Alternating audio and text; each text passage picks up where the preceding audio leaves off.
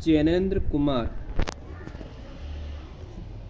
कुमार जिनका जन्म हुआ था 1905 में और मृत्यु हुई थी 1990 में। उनकी कुछ प्रमुख रचनाएं हैं। पहला है परख, अनाम स्वामी, सुनीता, त्यागपत्र, कल्याणी, जयवर्धने, मुक्तिबोध, वातायन, एक रात, दो चिड़िया, फांसी, नीलम देश की राजकन्या, पाजेब, प्रस्तुत प्रश्न, जड़ की बात, पूर्वोदय, साहित्य का श्रेय और प्रेय, सोच विचार, समय और हम। इन सब को याद करने के लिए मैंने एक कहानी बनाई है।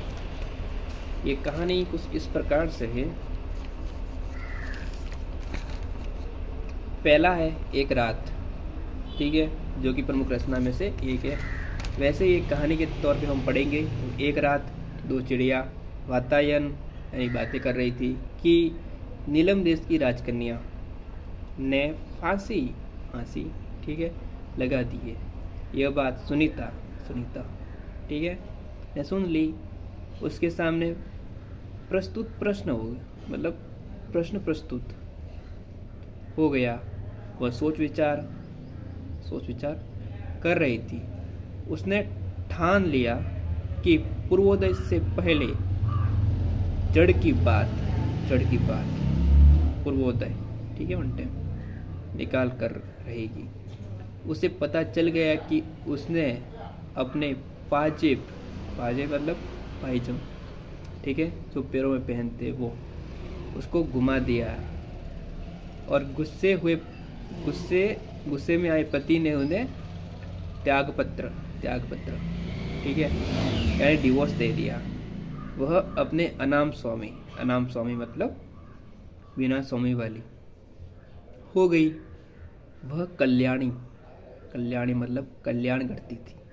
वह घर घर जाकर बर्तन धोती थी, रोटी बनाती थी, 2 रोटी अपने लिए रख लेती थी, अपने जीवन का गुजारा करती थी। एक दिन उसके मकान मालिक, जिसका नाम था जयवर्धन, ठीक है, उसने ना उस लेडी मतलब जो नीलम देश की जो राजकन्या है उसका टेस्ट लेने की सोची। परख मतलब उसको परखने की सोची, ठीक है।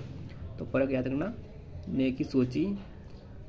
उसने नीलम देश की राजकन्या को मुक्तिबोध मतलब कि ऐसा, ठीक है, तो मुक्तिबोध लेने को कहा, जो कि मजाक में कहा था।